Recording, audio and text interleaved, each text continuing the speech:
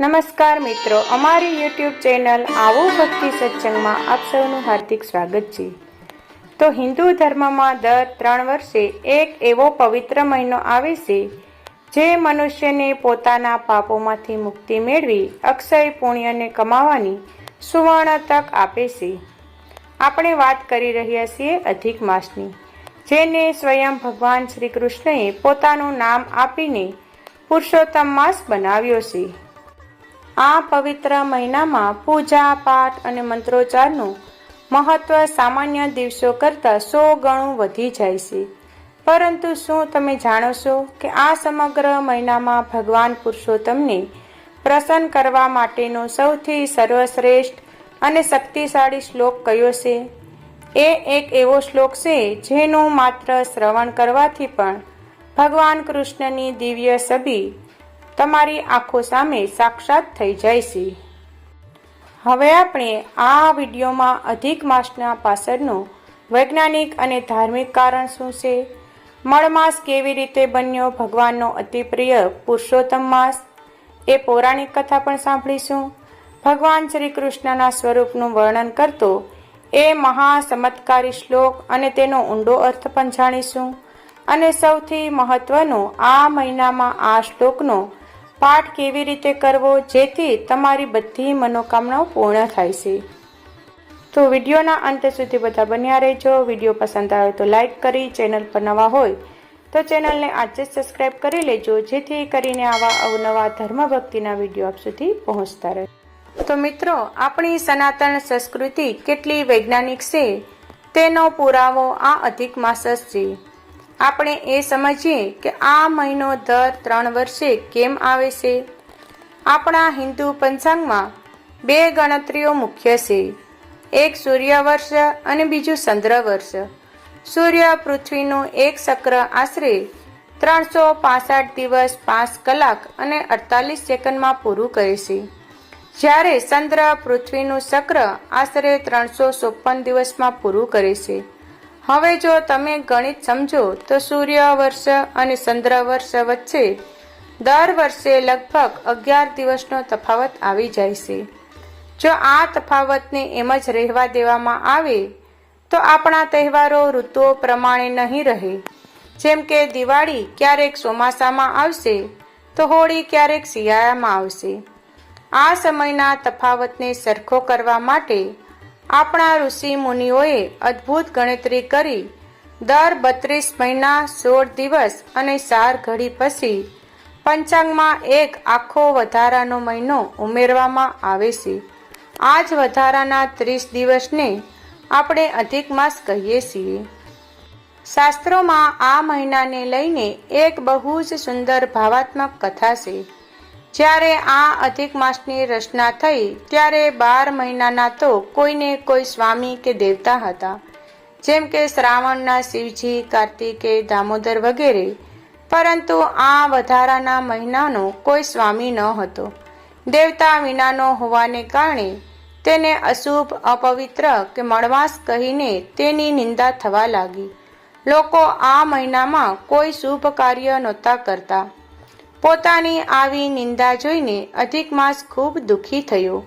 તે એક પુરુષનું રૂપ ધારણ કરીને રડતો રડતો વૈકુંઠ ધામમાં ભગવાન વિષ્ણુની પાસે ગયો અને શરણોમાં પડીને બોલ્યો, હે પ્રભુ, મારો શું વાંક છે? સંસારમાં બધા મારી નિંદા કરે છે. મારો કોઈ સ્વામી નથી. હું અનાથ છું. મને આ અપમાનમાંથી મુક્તિ અપાવો. પરમ દયાળુ ભગવાન વિષ્ણુને અધિક માસ પર દયા આવી. તેઓ તેને આશ્વાસન આપીને ગોલોક ધામમાં સ્વયં ભગવાન શ્રી કૃષ્ણ પાસે લઈ ગયા. ભગવાન વિષ્ણુએ શ્રી કૃષ્ણને કહ્યું, હે કૃષ્ણ, આ અધિક માસ તમારે શરણમાં આવ્યો છે. આની પીડા દૂર કરો. ભગવાન શ્રી કૃષ્ણએ હસીને અધિક માસને વરદાન આપ્યું અને કહ્યું, હે અધિક માસ, આજથી તું અનાથ નથી.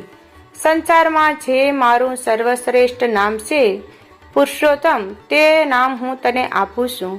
આજથી તું પુરુષોત્તમ માસ તરીકે ઓળખાઈશ.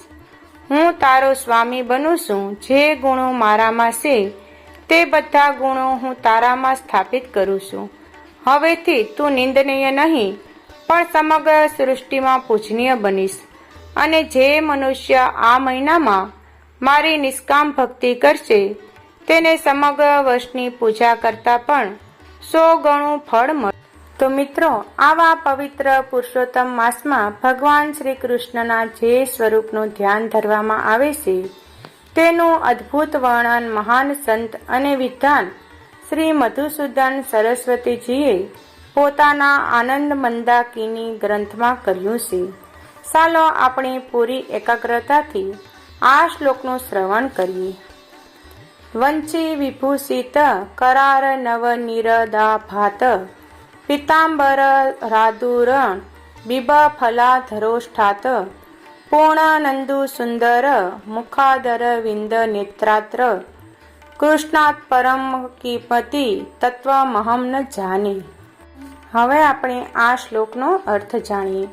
વંચી વિભૂષિત કરાત, જેમના કોમળ હાથોમાં વાંસળી હંમેશા શોભી રહી છે, જે વાંસળીના સૂર આખા બ્રહ્માંડને મંત્રમુગ્ધ કરે છે. નવ નિરદા ભાત, જેમનો શ્યામ રંગ કેવો છે.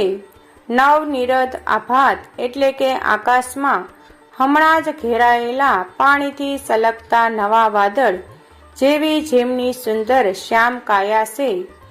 પીતાંબર રાત, જેમણે પોતાના શ્યામ શરીર પર વીજળીની જેમ ચમકતું પીળું વસ્ત્ર એટલે કે પીતાંબર ધારણ કર્યું છે. અરુણ બિંબ ફલાધરોષ્ઠાત, જેમના નીચેના હોઠ કેવા લાલ છે, જેમ પાકેલું બિંબ ફળ એકદમ લાલ સોળ હોય તેવા સુંદર લાલ હોઠ પર સ્મિત રેલાયું રહ્યું છે. પૂર્ણાનંદુ સુંદર મુખાત, જેમનું મુખ પૂનમના ખીલેલા સંપૂર્ણ ચંદ્ર જેવું અત્યંત શીતળ, સુંદર અને તેજસ્વી છે, જે ભક્તોના તમામ સંતાપ હરી લેશે. અરવિંદ નેત્રાત્ર, જેમની આંખો કમળની પાંખડીઓ જેવી વિશાળ, કરુણાથી ભરેલી અને સુંદર છે. કૃષ્ણાત પરમ કિમપી તત્વમહમ ન જાની. આવા પરમ સુંદર, પરમ કૃપાળુ ભગવાન શ્રી કૃષ્ણ સિવાય હું આ સંસારમાં કોઈ અન્ય પરમ તત્વને જાણતો નથી. મારા માટે તો આ બ્રહ્માંડમાં, આ જીવનમાં માત્ર અને માત્ર શ્રી કૃષ્ણ સર્વસ્વ છે. હવે સૌથી મહત્વની વાત એ કે આ પવિત્ર પુરુષોત્તમ માસમાં આ શ્લોકનો પ્રયોગ કેવી રીતે કરવો?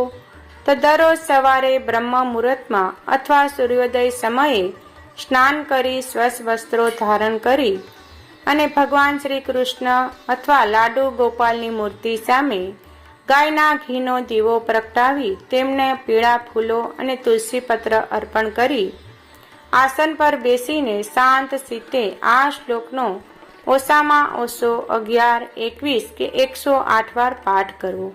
જો તમારી પાસે સમય ઓછો હોય તો નિયમિત 3 વાર પાઠ અવશ્ય કરવો જોઈએ. જો તમે ઓફિસમાં કે કામ પર હોવ તો પણ મનમાં ને મનમાં આ શ્લોકનું સ્મરણ કરી શકો છો.